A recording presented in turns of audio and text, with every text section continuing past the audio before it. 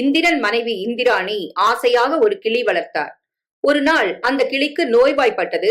உடனே இதை இந்திரனிடம் சென்று, கிளி இறக்கும் நிலையில் உள்ளது, அதை எப்படியாவது காப்பாற்றுங்கள், கிளி இறந்தால் நானும் சேர்ந்து இறந்து விடுவேன் என்றாள்.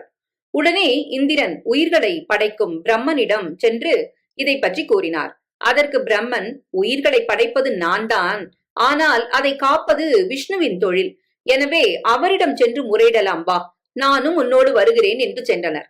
பின்னர் விஷ்ணுவிடம் நடந்ததை கூறினர். அதற்கு விஷ்ணு, உயிர்களை எடுப்பது சிவனின் தொழில், எனவே அவரிடம் சென்று முறையிடலாம், வாருங்கள், நானும் உங்களுடன் வருகிறேன் என்று மூவரும் சென்றனர். பின்னர் சிவனிடம் நடந்ததை கூறினர். அதற்கு சிவன், உயிர்களை எடுக்கும் தொழிலை யமதர்மனிடம் கொடுத்து விட்டேன், வாருங்கள், நானும் வந்து யமனிடம் முறையிடுகிறேன் என்றார். நடந்ததை யமனிடம் கூறினர். எல்லா உயிர்களின் ஆயுளையும் ஒரு ஓலையில் எழுதி அதை ஒரு அறையில் கட்டிவிடுவேன், அது என்றைக்கு அருந்து விழுகிறதோ அன்று இறந்துவிடும், எனவே கிளியின் ஓலையை எடுத்து மாற்றி எழுதலாம், வாருங்கள் என்று அந்த அறைக்கு அழைத்துச் சென்றார். உள்ளே நுழைந்ததும் ஒரு ஓலை அருந்து விழுந்தது. அது அந்த கிளியின் ஓலைதான். அதை எடுத்து படித்தனர். அதில் இந்திரன், சிவன், பிரம்மன், விஷ்ணு, யமன் இவர்கள் ஐவரும் ஒன்றாக இந்த அறைக்குள் வரும்போது கிளி இறந்துவிடும் என்று எழுதியிருந்தது.